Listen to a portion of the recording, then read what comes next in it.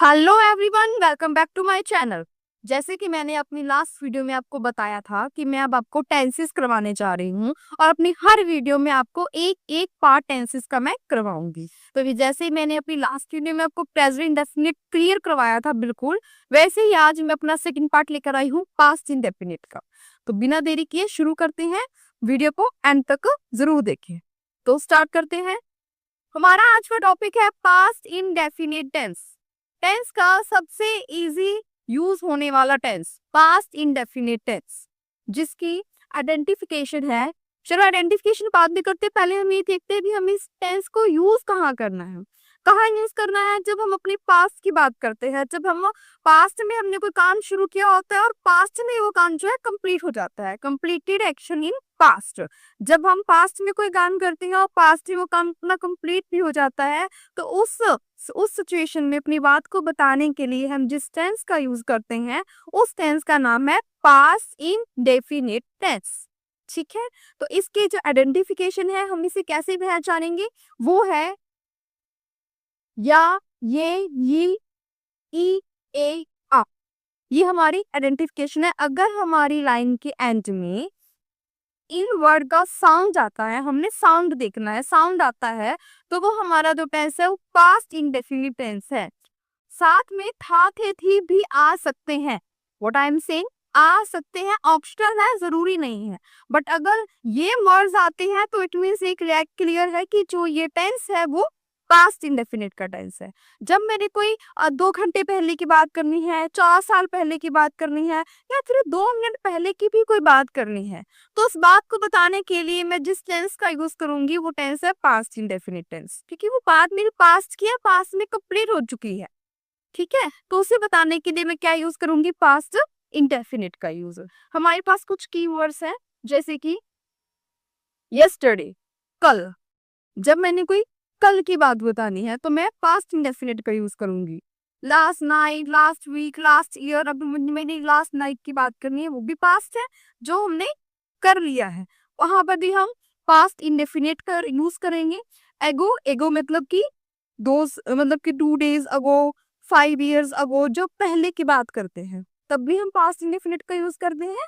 और कोई भी ईयर आता है, 2020, 21, 22, एनी ईयर, या कोई भी मंथ आता है, वहां पर भी हम किसका यूज करते हैं, पास्ट इंडेफिनिट का।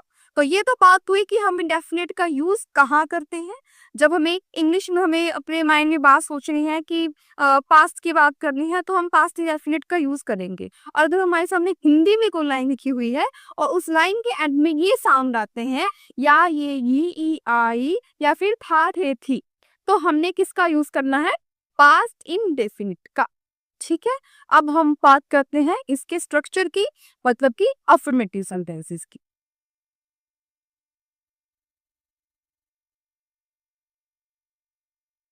अफर्मेटिव सेंटेंसेस मतलब कि जो हमारे सकारात्मक सेंटेंसेस होते हैं, जिसमें ना तो नहीं होता है, ना ही उसमें कुछ भी नहीं होता है, ना ही उसमें क्वेश्चन मार्क जैसा कुछ भी होता है। ठीक है, इन्हें हमारे सिंपल सेंटेंसेस होते हैं। फॉर एग्जाम्पल, मैं बोल दूं, मैंने खाना बनाया, मैंने खाना बनाया, पीछे साउंड आता है या का, या का साउंड आता है पीछे। जैसे कि मैंने आपको बताया कि अगर या का साउंड आएगा तो हमारा जो सेंटेंस है वो पास्ट इंडेफिनिट का है। So we'll use subject plus V2 plus object. यहाँ इस सेंटेंस का सबसे जो इजीएस्ट पार्ट है वो यह है कि कोई हेल्पिंग वर्ब नहीं है। हमने बस वर्ब की सिग्निफिकेशन फॉर्म लगानी है, चाहे सब्जेक्ट में आई वी यू दे दिया हुआ है, या फिर हमें ही शी इट या फिर कोई भी नेम दिया हुआ है, हमें सिर्फ वर्ब की क्या है, सिग्निफिकेशन फॉर्म ही लगानी है, V2 हमें लगानी है। ठीक है, इसके लिए जरूरी है कि हमें मेन वर्ब्स आती। अगर आपको मेन वर्ब्स में कोई प्रॉब्लम है तो मैंने अपनी लास्ट वीडियो में आपको मेन वर्ब्स करवाएंगे, आप जाकर उस वीडियो को देख सकते हैं, आपके जो मेन वर्ब्स की डाउट है वो भी क्लियर हो जाएंगे। ठीक है, तो देखते हैं कि V2, हमें अफर्मेटिव सेंटेंसेस बनाने के लिए V2 का आना बहुत जरूरी है, अदरवाइज अफर्मेटिव जो सेंटेंसेस है वो नहीं बनेगी।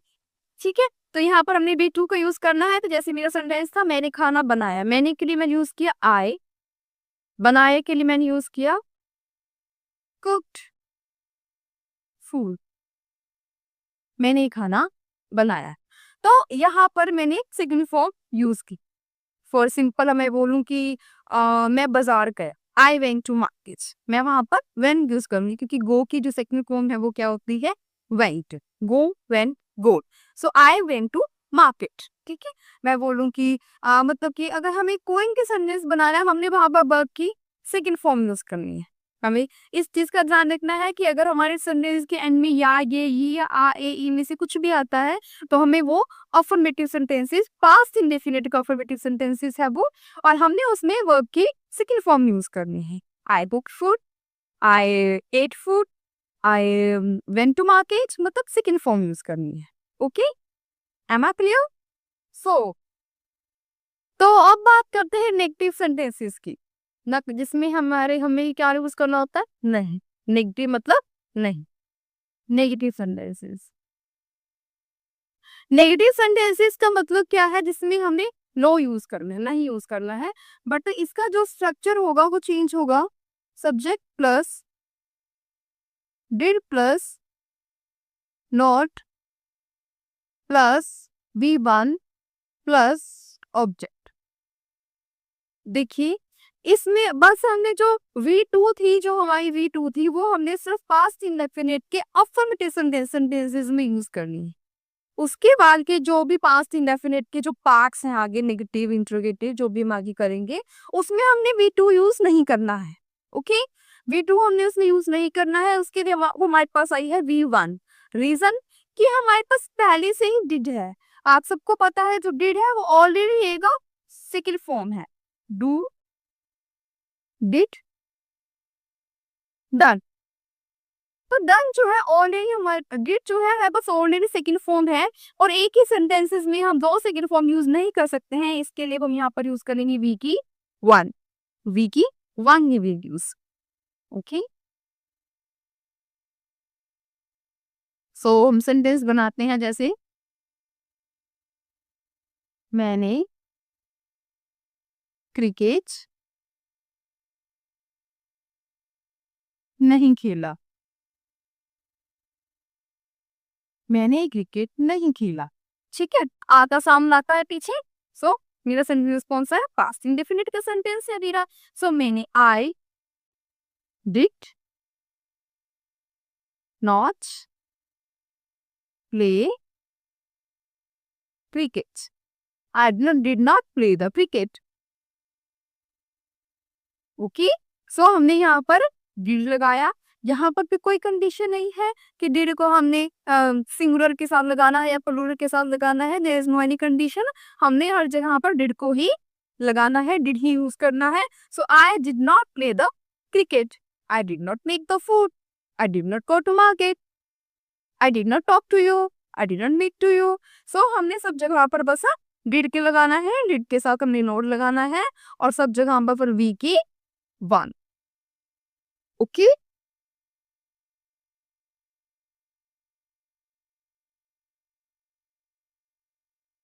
सो क्वेश्चन मार्क सेम, जो हमारी आइडेंटिफिकेशन होगी, जो पहचान होगी वो सेम होगी। जस्ट क्या है, क्वेश्चन के पीछे जो लाइन है उसके पीछे क्वेश्चन मार्क आ जाएगा।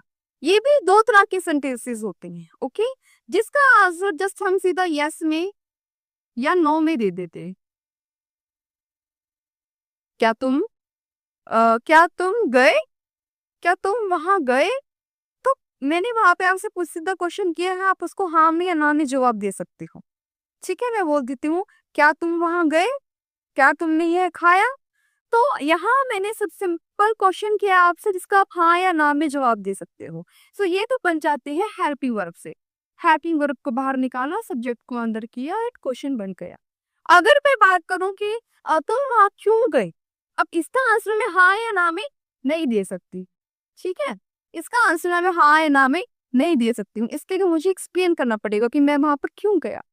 ठीक है, ओके, तुमने कौन सा काम किया, तो उसके लिए मुझे एक्सप्लेन करना पड़ेगा किया, है ना। पीछे साउंड में तो किया ही आ रहा है, लेकिन वो क्या है, उसको मैं यस और नो में रिप्लाई नहीं कर सकती। तो ये सेंटेंस बनते हैं हमारे WH फैमिली से।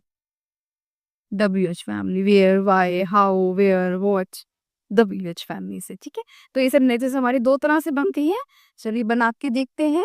इसका जो स्ट्रक्चर है वो देखते हैं। पहले स्ट्रक्चर है, first of all did subject V1 plus object M plus question mark.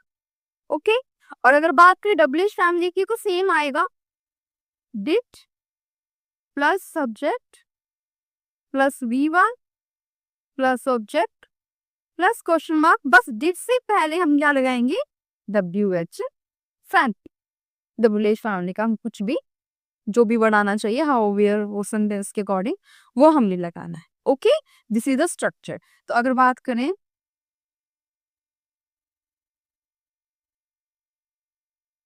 क्या तुम वहां गए, या फिर तुम क्या वहां गए थे, यू कैन ऑल्सो यूज क्या तुम वहां गए, did you go there, did you go there.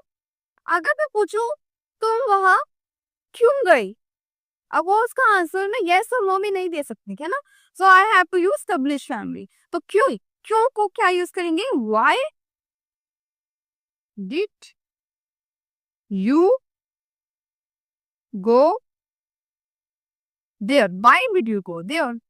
Okay, I hope आपको समझ में आया है कि जो इंट्रोगेटिव सेंटेंसेस है उनके लिए हम डिड को बाहर निकालेंगे, सब्जेक्ट को अंदर करेंगे अकॉर्डिंग टू रूल। बट अगर WH फैमिली है, मतलब जिसका आंसर हम यस और नो में नहीं दे सकते, हम एक्सप्लेन करना पड़ेगा, there we have to use a WH family. So this is your past indefinite tense. Past indefinite tense का आपको यूज कब करना है, जब आपने कोई पास्ट की बात करनी है, जब पास्ट में कोई काम शुरू हुआ है और पास्ट में खत्म हो चुका है, then we'll use this type. Okay, so आप उसके जो रिगार्डिंग है अपनी जो डेली रूटीन के जो लाइफ है उसमें सेंटेंसेस को बोलने की कोशिश कीजिए। हम कितना भी जो है रिटर्न कर लें, सीख लें, लेकिन अगर आप अपनी प्रैक्टिस नहीं करेंगे तो आप टेंसेस को भी या फिर स्पोकन इंग्लिश को सीख नहीं पाएंगे। So you have to practise. Okay, मिलते हैं अपने नेक्स्ट वीडियो में नेक्स्ट पार्ट के साथ। आई विश कि आपको ये वीडियो बहुत पसंद आया है। आप प्लीज चैनल को शेयर कीजिए, सब्सक्राइब कीजिए, लाइक कीजिए, वीडियो को आगे से आगे शेयर कीजिए। Okay, thank you.